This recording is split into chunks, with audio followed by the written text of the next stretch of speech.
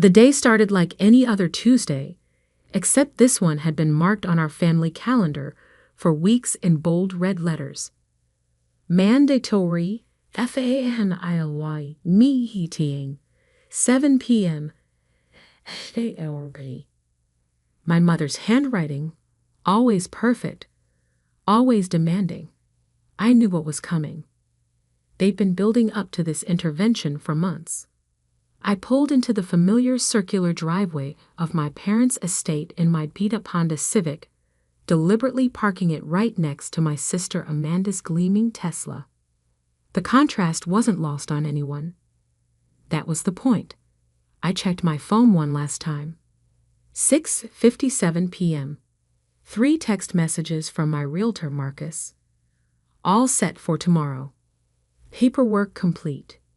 Congratulations on your new acquisition. I smiled faintly, tucked the phone away, and walked up to the grand entrance. I'd grown up passing through. Before I could reach for the doorbell, the heavy oak door swung open. There stood my mother, Catherine Peterson, perfectly coiffed as always, her disapproving gaze sliding from my sensible flats to my simple black dress. "You're late," she said, though we both knew I wasn't. "Hello to you too, Mom." The living room was already full. Dad sat in his usual leather armchair, pretending to read the Wall Street Journal, but really just avoiding eye contact. Amanda perched on the edge of the designer sofa, manicured fingers tapping against her phone screen. Her husband James lounged beside her, radiating that particular smugness that came with marrying into money and never letting anyone forget it. "Olivia," Amanda said, barely glancing up. "We were starting to wonder if you'd show." I took a seat in the straight-backed chair clearly left for me, the only uncomfortable piece of furniture in the room. Strategic positioning, classic Mom. Place the target where everyone can stare them down. "Now that we're all here," Mom began, standing in the center of the room like a prosecutor addressing a jury, "we need to discuss Olivia's situation." My situation? That's what they've been calling it for months now. Choosing to leave my 6-figure corporate job to start my own business. Moving out of my luxury condo into a modest apartment. Driving a practical car instead of leasing something flashy. Living within my means while I built something of my own. "Your father and I have been patient," Mom continued, each word precise as a knife cut.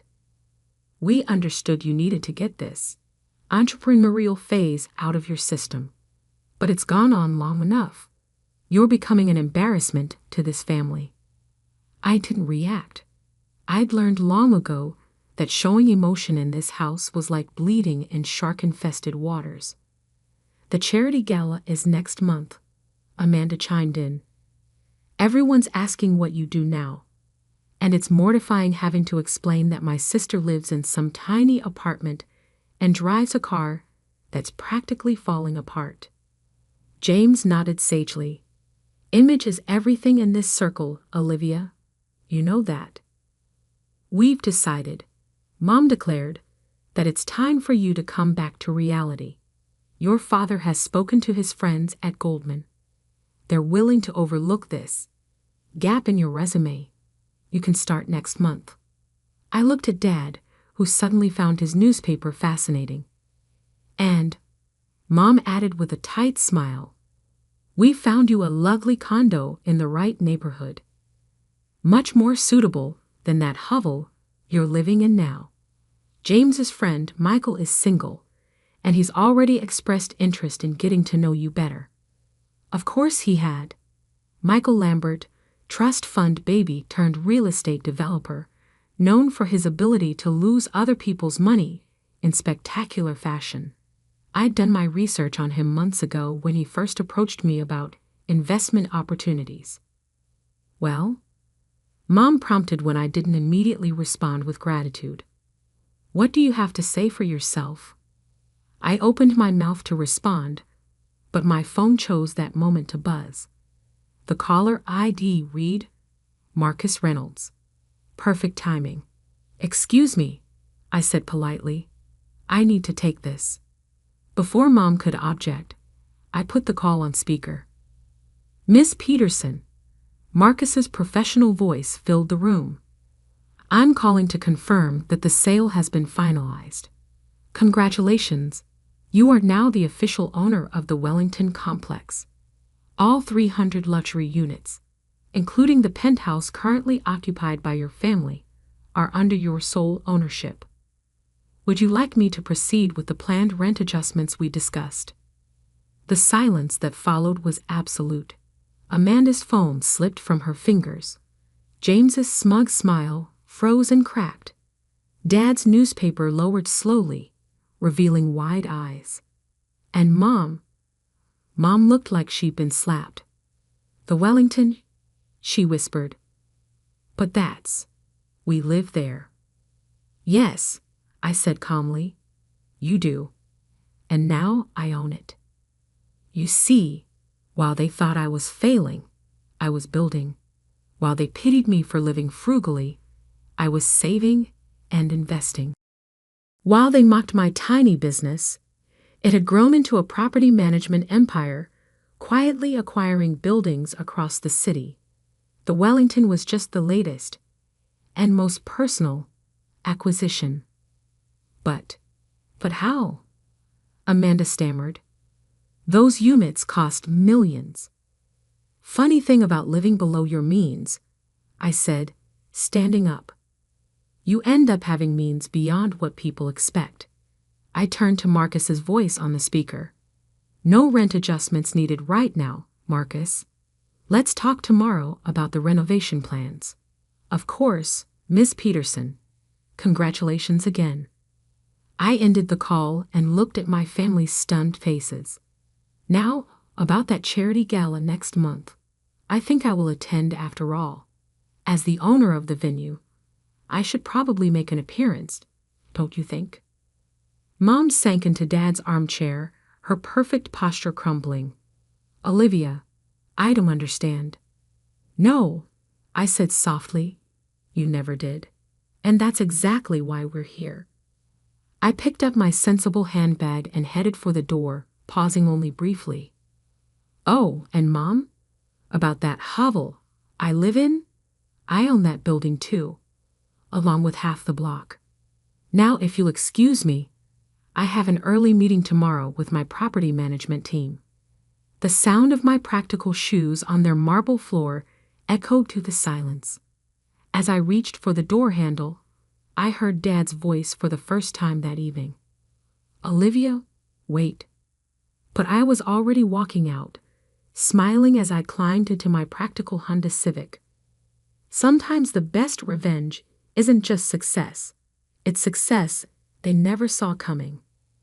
The next morning dawned crisp and clear, sunlight streaming through the floor-to-ceiling windows of my actual office.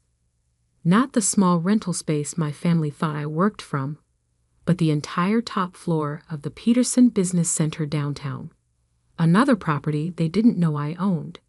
Yet, I sat at my desk, reviewing the Wellington acquisition documents while my assistant, Sarah, briefed me on the morning schedule.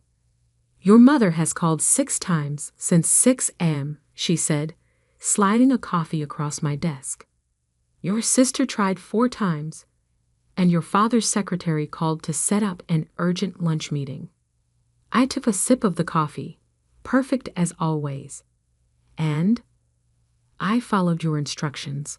No calls forwarded, no meetings scheduled. Good. I pulled up the Wellington's financial records on my dual monitors. Have Marcus send over the current lease agreements for all Wellington tenants, especially the penthouse. My phone buzzed again. Amanda. Olivia. This isn't funny anymore. Mom hasn't slept. Dad's furious. You need to explain yourself. We're family. You can't just... I let the message fade into my growing collection of unread texts. Family.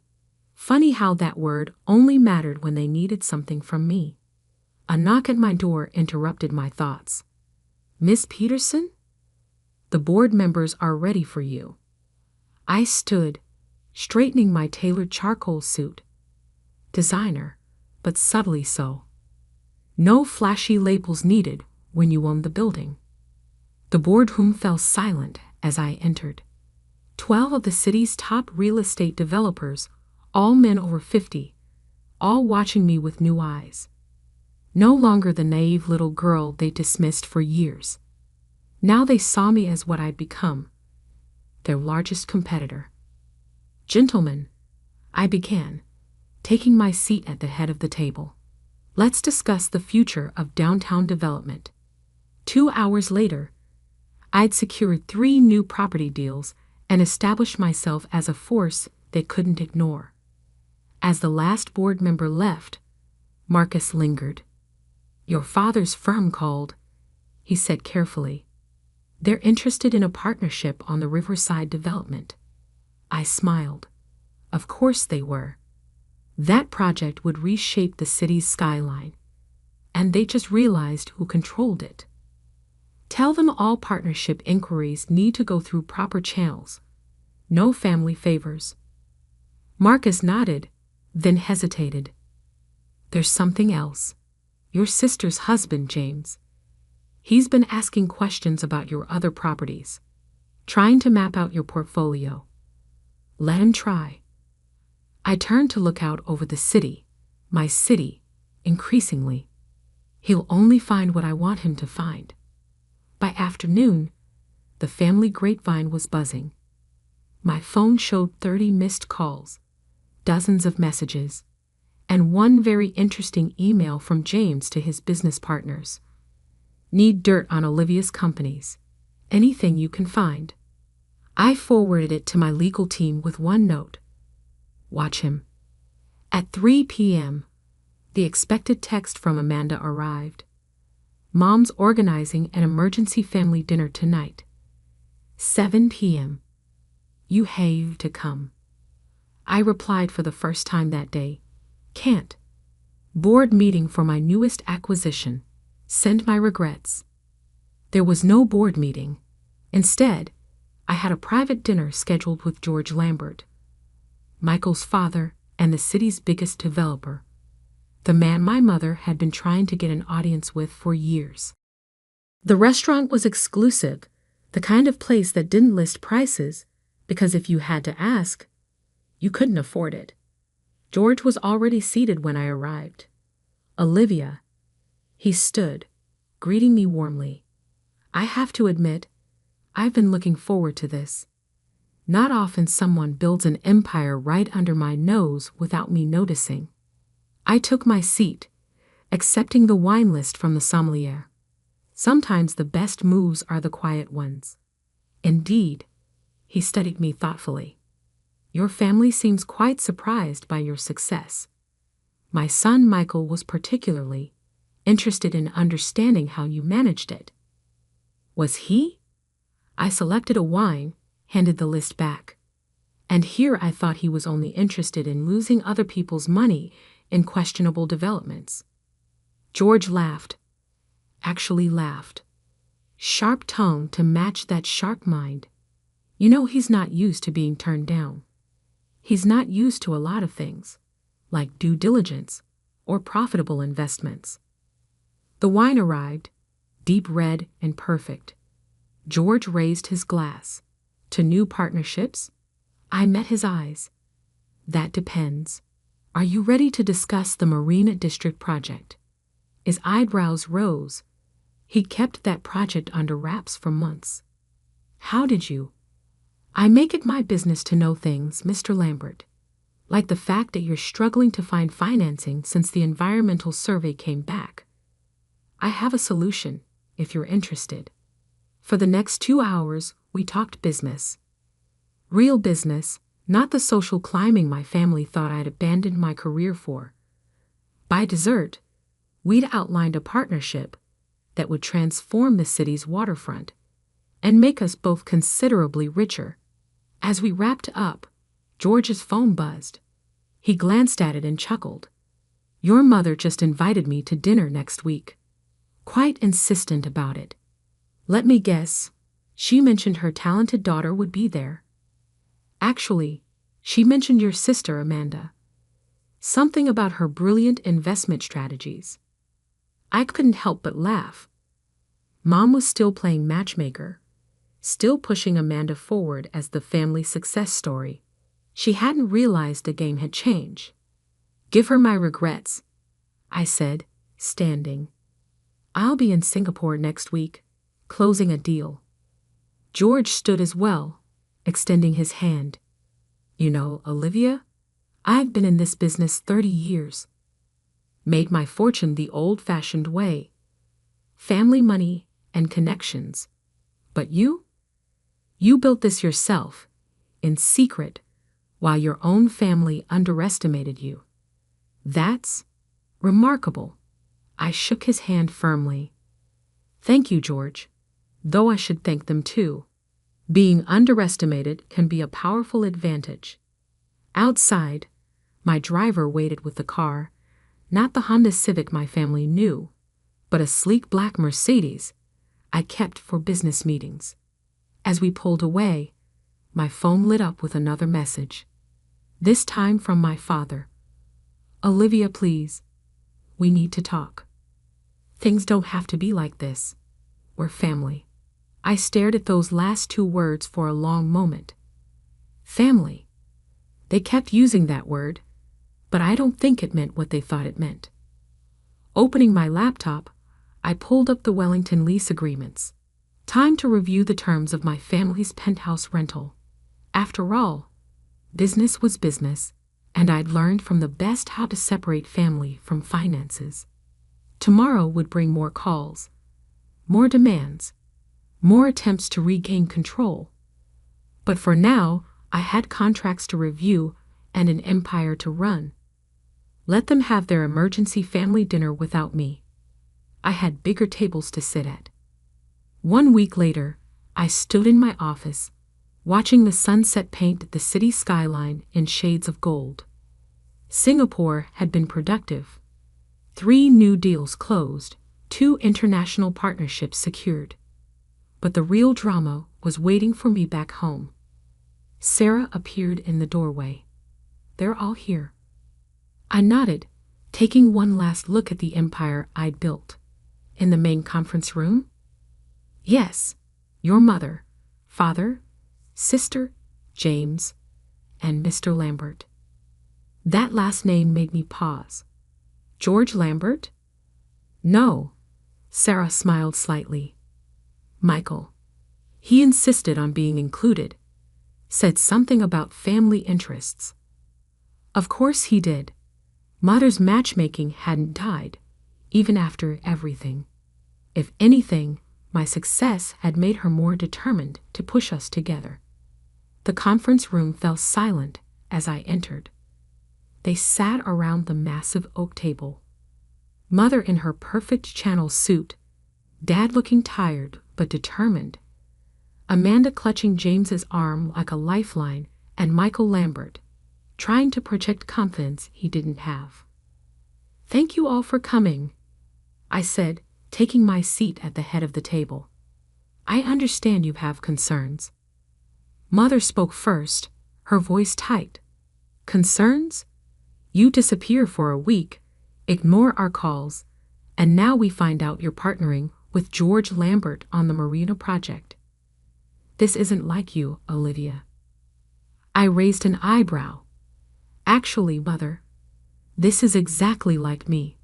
You just never bothered to notice. Now see here, James leaned forward, all false authority. We've been looking into your companies. The structures are unnecessarily complex. Multiple holding companies, offshore accounts. What are you hiding? Nothing, I said calmly. I just learned early on to protect my interests. Speaking of which, I pressed a button on the intercom. Sarah, please send in the auditors. The door opened, and 2 men in suits entered, carrying thick folders. James's face went pale. What is this? He demanded. An audit, James, of all attempts to access my company records in the past week, including your rather clumsy efforts to hack into our servers. I opened one of the folders.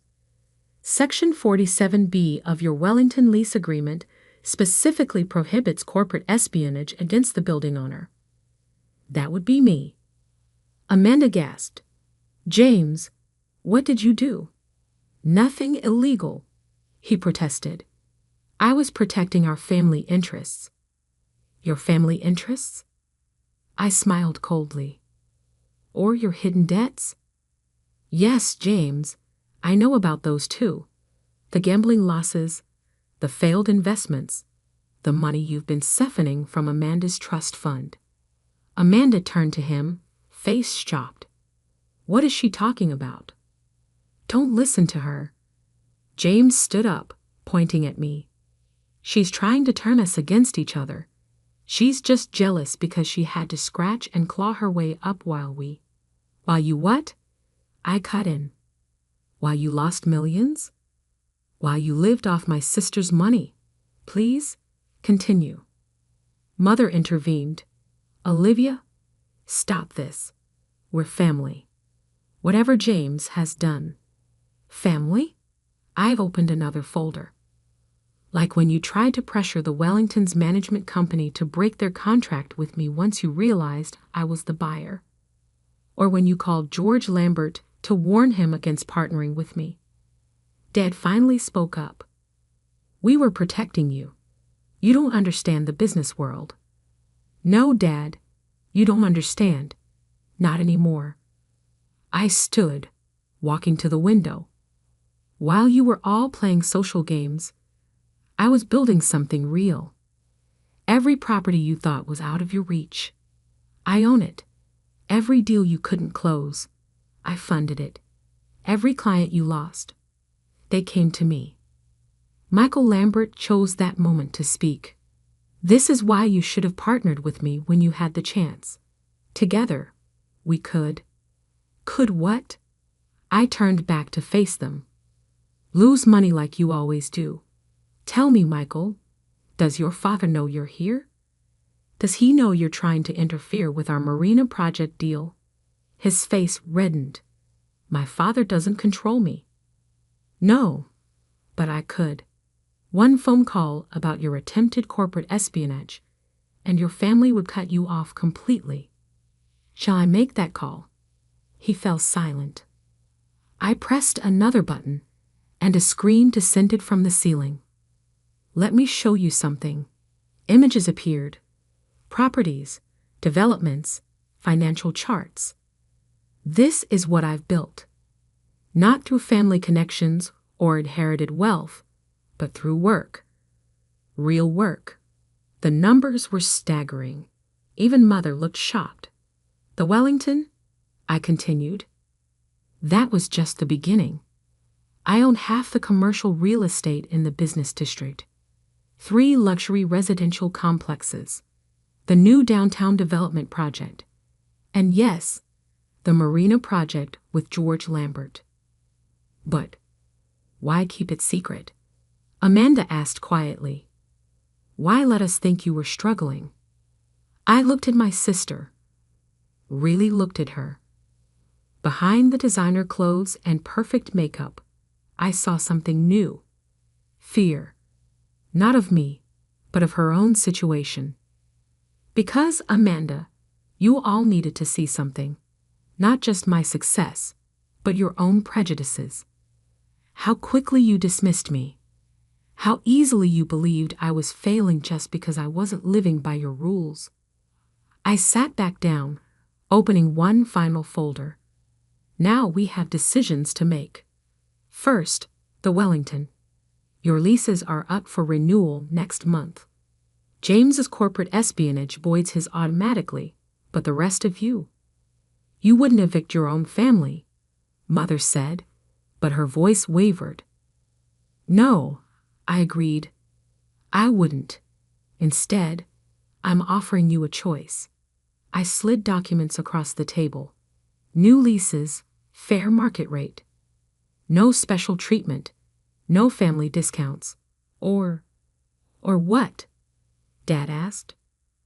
Or you start treating me like family. Real family. Not someone to be controlled or married off or pushed aside.